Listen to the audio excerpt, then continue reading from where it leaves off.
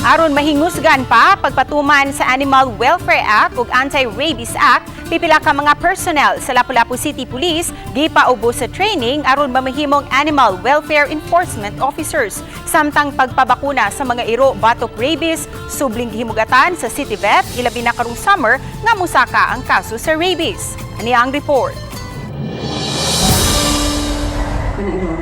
Nag-viral sa social media ang CCTV footage sa usa ka gasolinahan sa President Manuel A. Roxas, Zamboanga del Norte, din gikatahong namatay ang tulo ka buwang masuso human kini mapaaki sa usa ka iro.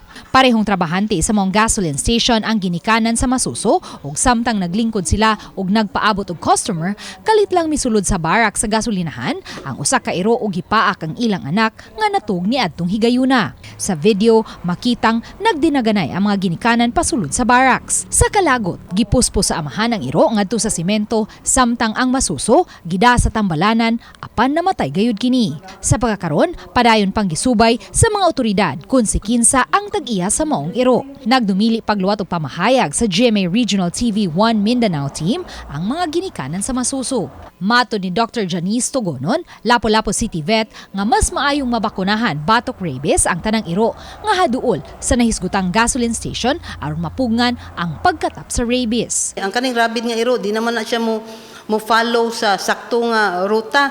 Kuto sa maagi ana, paakon, mabutang ka, mabato ka, mataw ka, paakon na nila. So I hope nga kanang iro nga rabison, kutob sa iyang mapaak, or makapaak magali na siya iro nga lain, at least vaccinated para maabtan na nga mo mamatay siya, mahunong na lang jud ang virus nga dili na siya mo-spread.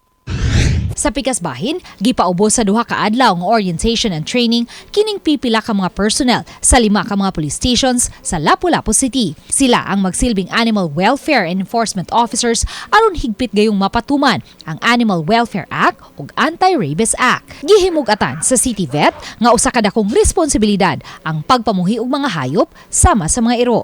If in case nga mo violate sila ani ato ang 8485, which is the Animal Welfare Act, no nga they can be penalized o i-abandon nimo ang imong iro o i-neglect nimo ang imong iro, for example kanang hit and run or killing. So ang katong tag-iyas iro will be penalized. Uban ni Godfrey Rilien, Luan Merondina,